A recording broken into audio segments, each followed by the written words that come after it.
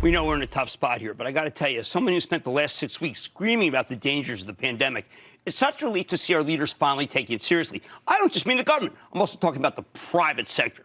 For example, this morning, Facebook just blew me away when they announced a sweeping new effort to invest $100 million in 30,000 small businesses across 30 different countries. They're doing what I want the government to do, fronting money to these businesses to tide them over while the world economy is on hiatus. Meanwhile, Facebook's also paying each of its employees a $1,000 bonus, help them and their families adjust to the new stay-at-home work world. I love it. I think Facebook's being a model corporate citizen here, and I hope other companies follow in their footsteps, not just Uncle Sam. And that's why we are thrilled to have Sheryl Sandberg, Facebook's chief operating officer, right here with us tonight to talk about the small business investment program and maybe give the federal government some pointers. Ms. Sandberg, welcome to Mad Money. Thank you. I really appreciate that, and we feel very strongly about businesses stepping up. So thank you for such a kind intro and letting me on your show. Well, let's talk about that. Small businesses and you have been inseparable since I remember your first conference call. Small businesses have been built on Facebook, built on your Instagram, and they have obviously they're hurting. And I want to know how you decided to invest in them, because I think it makes so much logical sense because you guys have been partners all along. That's right. Look, we're very close to small businesses. 140 million use our platform, platforms all over the world. And we work with them every day. And we heard directly from them that they were in need, very nervous, not able to pay a lot of their employees, and worried their doors were shut. So we're working around the clock to help as much as we can. And we came up with this program. We're going to give $100 million in grants. The majority is cash, some ad credits to, 30,000 businesses in 30 countries, but we're also providing virtual training that anyone can use. And we're trying to help businesses pay their employees, but also shift their business online, let customers know what inventory they have left, do the things they can do to weather the storm. Sure, I've never missed one of your conference calls. You were at your best when you talk about a small business that has really benefited from using you. Maybe you can talk about a small business that you will help right now with this program that I think is very much ahead of what a lot of other companies are doing. Well, I heard from one that I've talked about, I believe, on our earnings calls before. Just this morning, a man named Dennis runs a company called Holtz Connection. I met him in 2017. But what I love about this business is they're furniture makers in Berlin. So they are old school, old kind of company, right? They're not newfangled tech, but they completely migrated. They're selling online, and they've grown really quickly. And they've been a great Facebook and Instagram success story. What I heard from him this morning was they're working furiously so customers can still reach them, but they're not getting the help they need from their, local government or the banks around them. And they were so excited to hear about our program and Dennis was asking me how he can apply. And that's exactly the kind of assistance we want to provide. Sure. If this works, why stop at 100 million? I mean, you're doing great things for your companies, which then will do great things for Facebook, Instagram. It is a virtuous circle. Can it be in even a bigger circle? Well, we're just starting here, and we're going to keep trying to respond to the need we see. So we launched our business hub last week, which gives businesses free tools, and that way you can reach everyone. We're going to start here. We're going to get these grants out to small businesses. And then this is unprecedented. I don't think anyone knows what's going to happen next.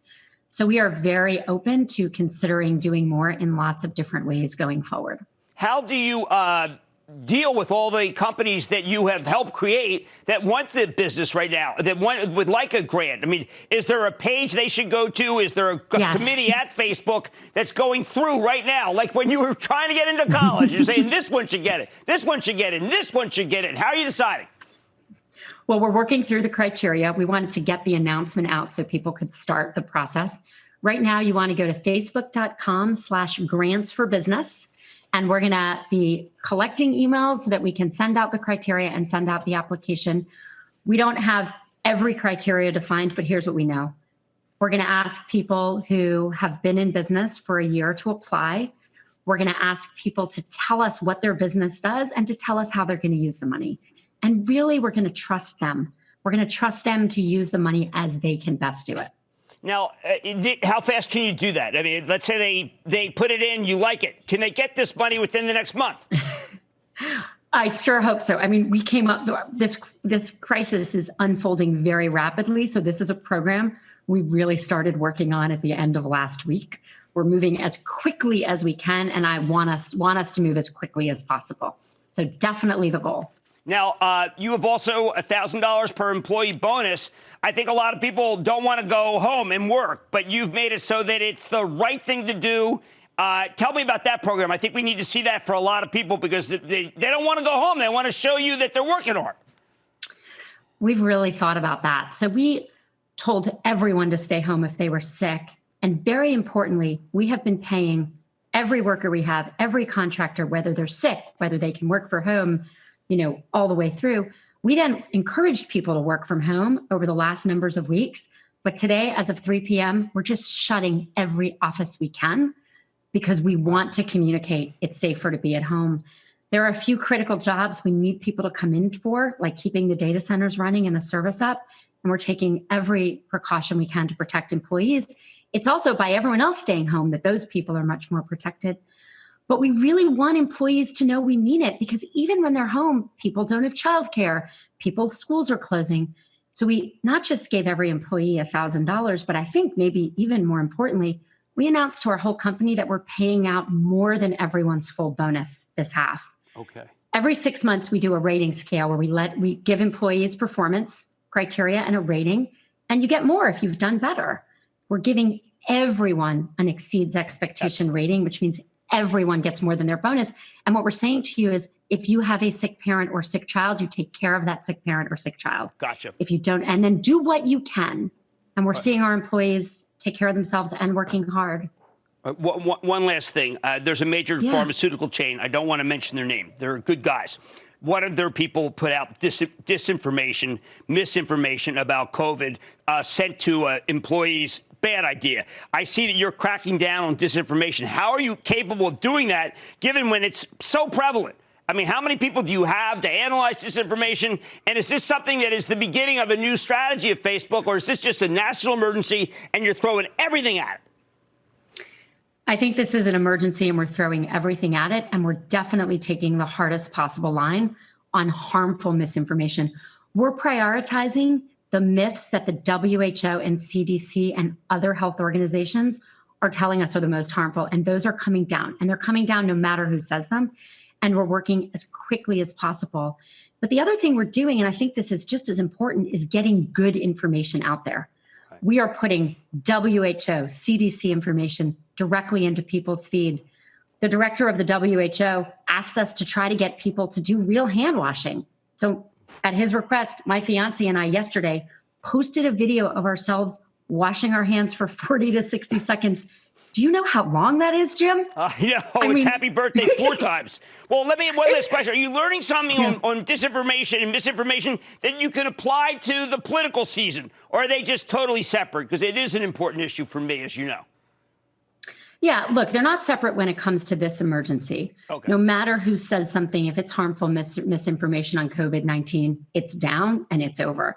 And we're going to keep learning throughout the process, throughout the system. I think right now it is all hands on deck on what is a really global crisis. The one thing I'll mention, Jim, because I do want people to have some hope in such a hard time, is that we're also just seeing amazing things happen on Facebook. There's a doctor in Lombardy, Italy, very hard hit. She on WhatsApp is providing free services to help people she doesn't know who are not her patients get through depression and anxiety. We're seeing nurses get their shifts covered with other people so they can go to work, get their childcare shifts covered.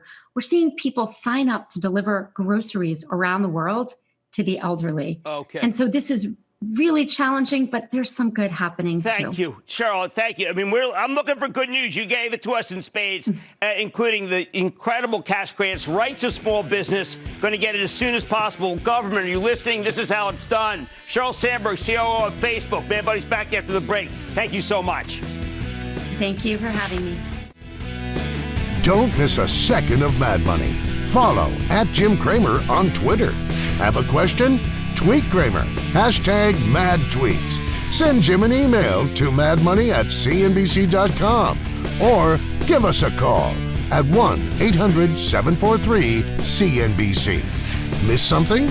head to madmoney.cnbc.com.